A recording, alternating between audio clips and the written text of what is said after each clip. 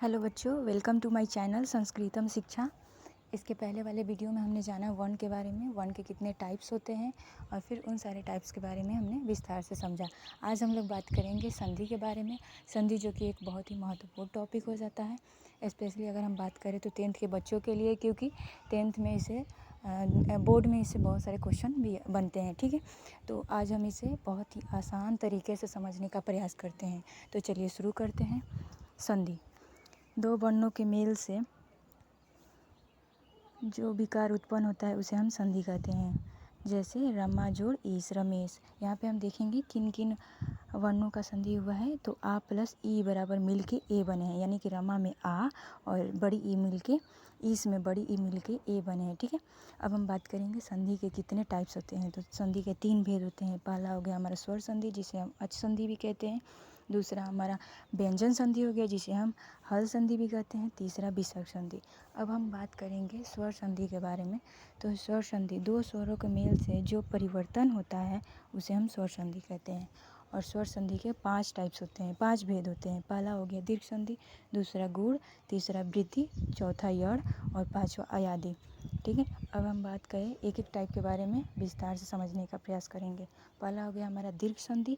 दीर्घ संधि को हम अकह सवर्णी दीर्घा भी कहते हैं संस्कृत में। ठीक है, अब इसमें हम बात करें, यदि ह्रस्व या दीर्घ स्वर अ, ई, उ, री के बाद समान स्वर आए तो वे क्रमशः आ, बड़ी ई, उ तथा री हो जाते हैं, यानी कि बड़ा मात्रा हो जाता है। ठीक है, इसे हम एक लाइन में समझने का प्रयास करें ट्रिक के माध्यम से। तो जिस भी संधि में आ दिख जाए, बड़ी ई दिख जाए, बड़ा ऊ दिख जाए, तो उसे हम क्या कहते हैं?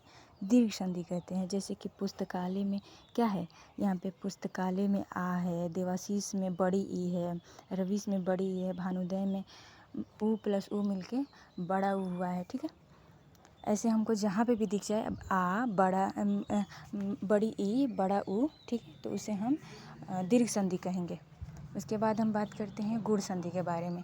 गुण संधि जब अ या आ के बाद ई, बड़ी ई, ऊ, बड़ा ऊ या री स्वर आते हैं तो उनके मिलने से ए, ओ और अर हो जाता है।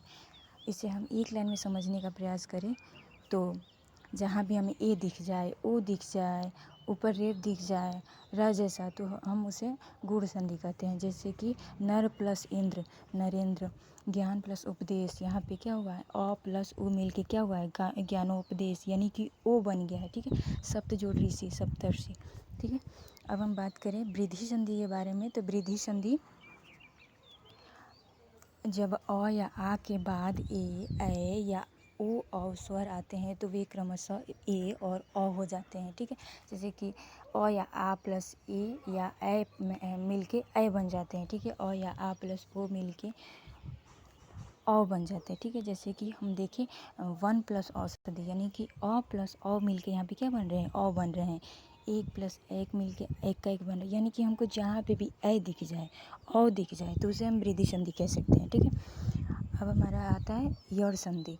यड़ संधि के बारे में अगर बात करें तो जब ई, बड़ी ई, उ, बड़ा ऊ या री के बाद कोई भी स्वर आता है तो उसे ई, बड़ी ई का य, उ बड़ा ऊ का व हो जाता है और री का र हो जाता है। ठीक है, अगर हम इसे एक लाइन में समझने का प्रयास करें तो हम कह सकते हैं कि य, व और र के पहले जब भी आधा वर्ण आ जाए, जब भी आधा वर्ण आ जाए तो उसे हम क्या कहेंगे, यड़ संधि कहेंगे। ठीक है, जैसे कि हमारा यहाँ पे इत्यादि, य के पहले क्या आया है, तो आधा आया है, तो यहाँ पे आधा आया है। ठीक है, स्वागत, स्वागत व के पहले स क्या आया है, स्व आधा आया है। ठीक है, अब यहाँ पे आप लोग बोलेंगे कि यहाँ पे तो आधा वर्ण है ही नहीं। ठीक है, यहाँ पे त्र किससे मिलके बना है, त्रा, त्रा त प्लस रा से मिलके बना है, यानी कि र के पहले त आया है। ठीक है, आधा त आया है। ठीक, तो ये हमारा हो गया यड़ संधि। ठीक है, अब हम बात करेंगे अयादि संधि के बारे में।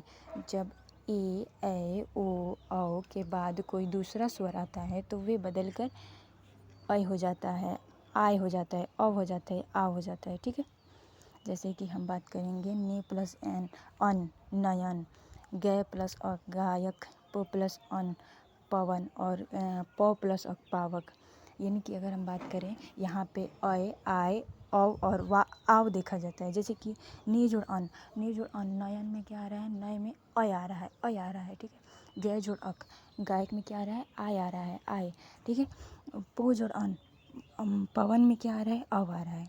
पौ जोड़ अक, पावक में क्या आ रहा है, आव आ रहा है। ठीक है, तो इस प्रकार हम देखें कि स्वर संधि के 5 भेद होते हैं, फिर 5 भेदों के बारे में हमें विस्तार से जाना। चलिए आज के लिए इतना ही, मिलते हैं नेक्स्ट वीडियो में जिसमें हम बात करेंगे व्यंजन संधि के बारे में। वीडियो अच्छी लगी हो तो लाइक ज़रूर करें।